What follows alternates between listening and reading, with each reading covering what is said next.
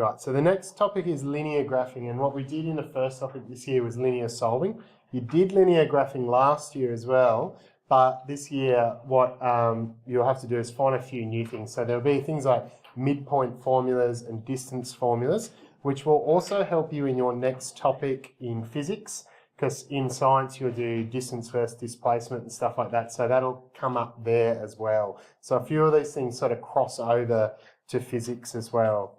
So remember that when we did linear graphing, everything was drawn on a Cartesian plane, and we always had x and y axes, and it's always x before y, so x is always across, y is up and down. And then remember, if you go back to year 7, what they did was they got you plotting points on there as x, y coordinates. This time last year, we were sort of having a look at what happened if we drew graphs. And the main trick to this one is just to remember that everything is a line, okay? It's linear, it goes in a line. This describes what we do, only because I can't concentrate otherwise, and I'll get off track. This describes everything that happens in normal life. So this is money, you know, you get in a taxi, they push the button, you pay a flagful of $6, and then you're charged per kilometre or per time after that. You ring the plumber, they charge you a call-out fee, and then they charge you per hour after that. And it describes how much you get paid, unless you're on a salary like me. Every hour that you guys are at work, you get paid a certain amount of money, okay? Now, it described simple interest last year, but later on this year we'll learn compound interest.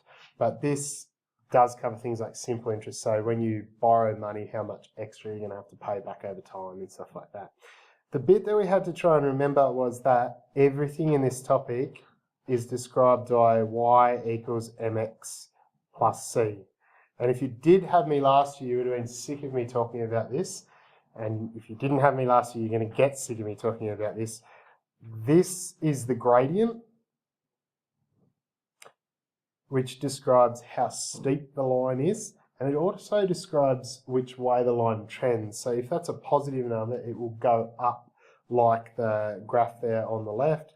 And if it's a negative number, then the line will come down and follow a negative trend instead. All right, and then this one over here has got two names. This one's C for constant, but it's also the y-intercept. So that happens to be the number where the line crosses the y-axis. So that's here at this point. Whatever that number might be, it might be a 3 or something like that. The one above it's slightly higher, so it might be a 5 or something. It can also be a negative number, and it would be below the line in that case instead.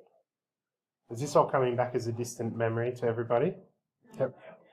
So every question that you guys get in this topic virtually will be based around those two numbers, okay? It's going to be based on the m value, how steep the line is, and it's going to be based around the c value, okay? So if you think about that m as being like my rate of pay, okay? So if we just take that part of it, that mx, okay?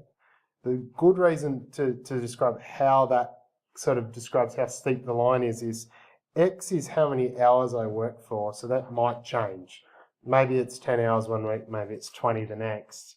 But the m value, the steepness of the line, is the rate of pay. So if I'm only earning, you know, $5 an hour, then the line's not going to be very steep. But if I get a pay increase to $30 an hour, for example, obviously that's going to increase the amount of money that I earn over time a lot faster.